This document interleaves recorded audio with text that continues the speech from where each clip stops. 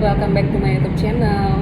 Di video gue kali ini, gue akan ngebahas tentang bagaimana caranya gue bisa sembuh dari anxiety gitu. Dan sepertinya banyak juga teman-teman yang udah DM gue minta supaya permasalahan anxiety ini bisa cepat dibahas di video YouTube gue. Tapi sebelumnya, sebelum gue membahas banyak tahapan yang pernah gue lewati pada saat gue berhasil sembuh dari anxiety, mungkin gue juga mau menjelaskan dulu apa sih sebenarnya hubungan antara GERD dan anxiety.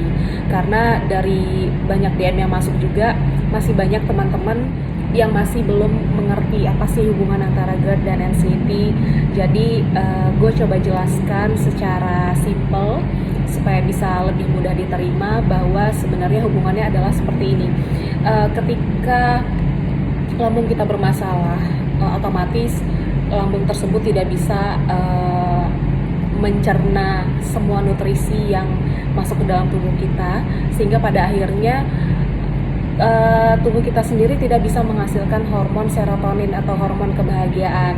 Itu kenapa orang-orang yang punya permasalahan dengan lambungnya otomatis perasaannya atau bawaannya pasti akan langsung cemas gitu.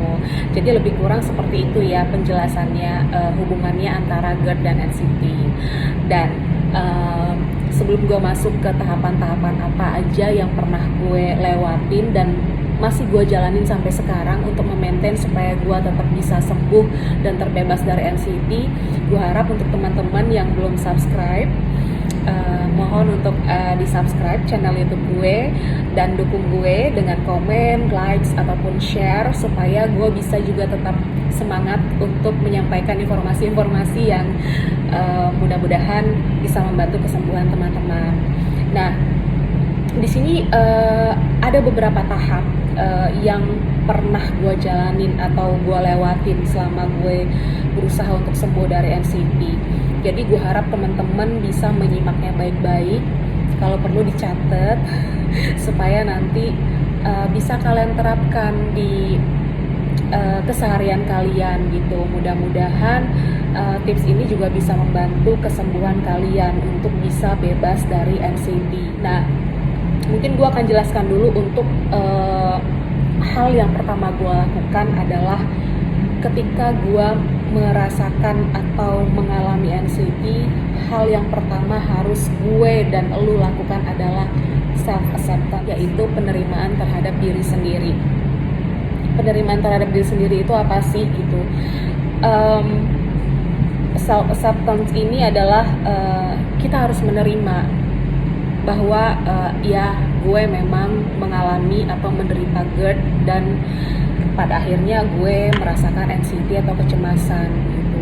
Tapi penerimaan diri di sini bukan serta-merta kita mengakui bahwa kita adalah kecemasan kita, bukan seperti itu. Tapi lebih ke gue menerima bahwa ya gue menderita GERD dan gue merasakan kecemasan, tapi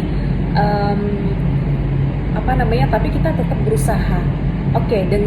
Dengan perasaan gue yang ada saat ini, dengan kondisi tubuh gue saat ini, kira-kira apa sih yang akan gue lakukan untuk kesembuhan gue? Perlu gue ingatkan juga, ketika lo sudah berusaha untuk menerima diri lo sendiri, lo nggak perlu untuk menganalisa kenapa sih gue bisa sampai terkena sakit GERD ataupun anxiety. Nggak perlu. Jadi cukup lo menerima bahwa gue mengalami sakit GERD dan anxiety ataupun kecemasan, tapi gue akan tetap berusaha untuk bisa sembuh dari itu semua. Lebih kurang seperti itu. Nah, setelah gue melakukan penerimaan diri ataupun self-acceptance terhadap apa yang gue alami saat itu, hal kedua yang gue lakukan adalah coba untuk menyelesaikan konflik batin lu. Konflik batin itu apa sih gitu? Konflik batin itu adalah perasaan-perasaan yang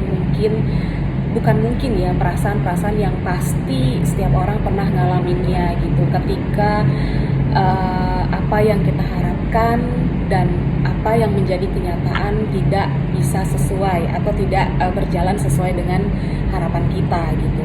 Nah, konflik batin itu biasanya bisa terjadi antara diri kita ke siapapun, baik itu dimulai dari keluarga kita, teman kita, pasangan kita, atau siapapun lah gitu. Jadi kalau misalnya selama ini lu pernah ngerasain ada sedikit clash, ataupun selama ini pernah mungkin ada yang sedang perang dingin, ataupun perasaan apapun lah yang pada akhirnya tidak menimbulkan kenyamanan, yang ujungnya akan membuat lo merasa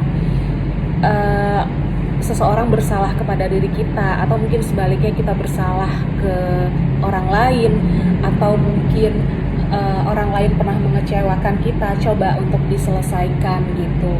Karena sebisa mungkin ketika kita mengalami GERD ini ataupun mengalami anxiety ini, apa yang kita alami sekarang itu tidak terlepas dari apa yang pernah kita lewati di masa lalu. Jadi gimana caranya lu bisa menyelesaikan apa yang menjadi konflik di batin lu. Kalau memang harus memaafkan, mulailah untuk memaafkan. Kemudian kalau memang harus melepaskan, mulailah harus melepaskan sesuatu yang tidak baik, misalnya kayak toxic relationship gitu. Kalau sesuatu itu ternyata hanya mendatangkan air mata, hanya menyusahkan, hanya tidak pernah memberikan kebahagiaan, ya kenapa enggak kita belajar untuk melepaskan, mengikhlaskan. Walaupun sebenarnya ilmu ikhlas itu nggak semudah yang gue omongin, tapi gue yakin kalian pasti bisa coba gitu. Jadi berusahalah untuk hidup dengan sesuai dengan kenyataan yang ada aja gitu. Tidak usah memaksakan apa yang mungkin menjadi harapan kita gitu. Dan berusahalah untuk menjadi pribadi yang lebih nerimo gitu. Itu yang pernah gue lewatin, dan ya sampai sekarang pun masih jadi PR gue juga sih, untuk terus bisa belajar menjadi seseorang yang lebih baik lagi. Nah, setelah gue berusaha untuk menyelesaikan konflik batin tadi, yang harus kita lakukan apa sih gitu. Tahapan ketiga yang gue lakukan adalah me time. Gue selalu mengambil waktu untuk me time. Kalau gue mendefinisikan me time ini adalah sebagai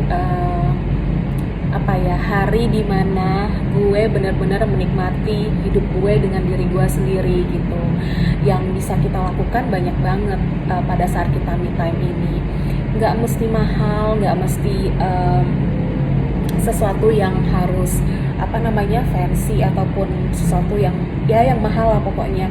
Misalnya kayak karena gue cewek ya, mungkin di satu hari itu gue bisa jalan ke mall sendirian, kemudian gue makan, gue nonton, atau misalnya gue bisa nyalon seharian sendiri, atau mungkin gue hanya berdiam di rumah aja sambil movie maraton, sambil nonton film apapun yang gue suka, atau mungkin gue nggak ngelakuin apa-apa, dan kemudian bisa juga gue memanjakan diri gue dengan masak makanan yang sehat gitu, yang memang baik untuk gue gitu. Atau mungkin kayak cowok-cowok bisa juga ngelakuin hal-hal apapun yang jadi hobi kalian, pokoknya sesuatu yang menyenangkan, yang bikin kita nggak banyak mikir, yang bikin kita happy, yang ujungnya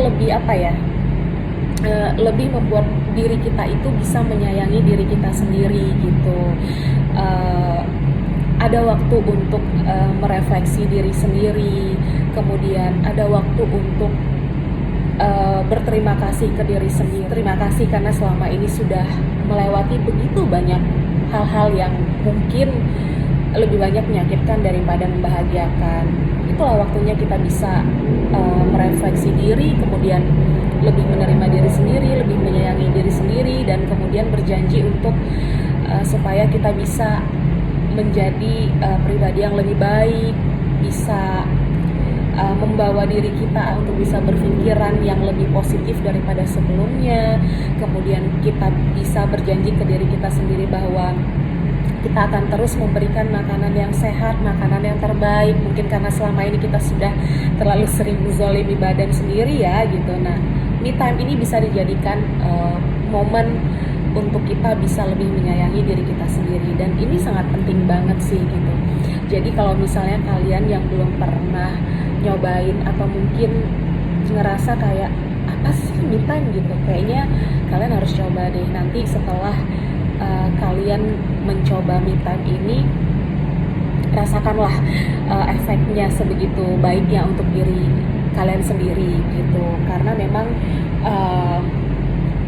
kita itu pasti membutuhkan waktu-waktu di mana kita benar-benar tidak berinteraksi sama orang lain atau membutuhkan waktu-waktu untuk sendiri.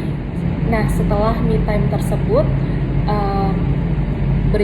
berikut ini adalah tahapan-tahapan yang gak kalah pentingnya juga dari beberapa tahapan-tahapan yang udah gue lakuin tadi gitu. Terutama pada saat kita mengalami serangan anxiety secara tiba-tiba. Yang harus kita lakukan atau yang pernah gue lakukan pada saat itu adalah deep breath atau bernafas dengan dalam. Pada saat gue merasakan serangan kecemasan gitu ya, mau dimanapun gue gitu, yang pertama gue lakukan adalah teknik pernafasan 4-7-8. Jadi teknik pernafasan 4-7-8 itu adalah teknik pernafasan yang tarik nafas dengan hitungan 4 kali, kemudian kita tahan sebanyak 7 kali, dan akhirnya kita lepaskan atau exhale sebanyak 8 kali, seperti itu. Jadi 4-7-8. Jadi tarik 4 kali, kemudian kita tahan sebanyak 7 kali, dan kita lepaskan sebanyak 8 kali gitu. Dan pada saat melakukan teknik pernafasan 4-7-8 ini, usahakan untuk kita bisa fokus aja gitu dengan pernafasan kita, fokus dengan hitungan kita gitu, sampai pada akhirnya perasaan cemas kita itu sedikit lebih melegakan daripada sebelumnya gitu. Dan ini tuh berhasil banget gitu. Ini adalah teknik yang sering banget gue lakukan, dan teknik ini tuh sangat signifikan gitu selama lu bisa melakukannya dengan baik gitu, dengan fokus gitu. Karena kan sebenarnya kecemasan ini kan adalah sesuatu yang sifatnya sementara, tidak akan terjadi pada diri kita selama 1 kali 24 jam. Jadi kalau misalnya lu bener-bener bisa melakukan teknik pernafasan ini dengan baik, dengan hitungan yang tepat, tanpa perlu menganalisa, pokoknya hanya fokus pada hitungan pernafasannya, percaya deh, kecemasan lu, perasaan apapun yang lo alami saat itu akan luruh gitu, akan hilang gitu secara perlahan gitu. Jadi gua sarankan kalian bisa mencoba teknik pernafasan ini di rumah atau dimanapun ketika kalian mengalami serangan anxiety. Nah, selain itu ada hal lain lagi yang gue lakukan ketika gue mengalami serangan anxiety, atau ketika perasaan gue bener-bener pada saat itu rasanya kayak perasaan yang gak menentu gitu. Yang bisa kita lakukan adalah pada saat perasaan kita sedang tidak menentu atau merasakan kecemasan yang luar biasa, kita bisa melakukan interaksi. Interaksi itu bisa kita lakukan dengan siapapun yang ada di sekeliling kita waktu itu gitu. Misalnya ketika serangan anxiety itu datangnya saat lo berada di rumah gitu, nah lo bisa tuh ngobrol ngalur ngidul kayak sama ya entah ibu lo, atau dengan bapak lo, atau dengan temen tetangga lo gitu, atau dengan adik lo. Pokoknya lo harus melakukan interaksi, ngobrol. Tapi bukan berarti gue menyarankan untuk curhat ya di sini ya gitu, karena karena nggak semua orang mengerti atau memiliki pengetahuan dengan apa yang kita rasakan gitu. Jadi interaksi yang gue sarankan di sini adalah sekedar ngobrol, sekedar mengalihkan pikiran kita saat itu, kemudian bertukar energi positif gitu. Jadi dengan adanya lo punya kegiatan, ada sesuatu yang lo lakukan pada saat itu, percaya deh anxiety lo atau kecemasan lo akan kabur gitu. Dulu gue bahkan pernah ya di saat gue merasakan kecemasan yang tiba-tiba gitu, gue waktu itu lagi di rumah sih kebenaran, karena pada saat itu tidak ada orang yang bisa gue ajak untuk berinteraksi, untuk ngobrol gitu. Yang gue lakukan tahu nggak apa? Gue keluar rumah, kemudian kebenaran di dekat rumah gue itu ada supermarket Alfamart yang lumayan dekat. Dan pada saat itu gue bener-bener ketika gue ngalamin gue cemas, gue langsung keluar, gue jalan, dan gue ngambil nafas dalam-dalam, melihat sekeliling gue, kemudian nikmatin angin malam pada saat itu. Terus gue ke Alfamart tersebut hanya untuk beli sesuatu yang sebenarnya nggak penting dan yang nggak gue butuhin gitu. Tapi paling setidaknya pada saat itu gue sudah punya banyak aktivitas, mulai dari jalan, kemudian gue memperhatikan orang tanpa perlu menganalisa, kemudian akhirnya gue sampai di Alfamart, gue bisa milih barang yang sebenarnya gue nggak butuh, dan pada akhirnya gue berinteraksi dengan mbak-mbak kasirnya pada saat itu. Tapi apa? Tapi yang gue lakukan itu ngefek banget gitu, sangat-sangat signifikan gitu. Setelah gue jalan balik ke rumah, yang gue rasakan adalah perasaan yang kayak lega banget gitu. Sampai pada akhirnya gue di rumah, kemudian gue biasa lagi gitu, nggak ngerasain cemas lagi gitu. Jadi kalau memang memungkinkan pada saat itu, pada saat kita mengalami serangan anxiety, kalian harus berinteraksi atau lakukan apapun yang bisa mengalihkan anxiety kalian pada saat itu gitu. Dan itu yang gue lakukan dan berhasil ternyata.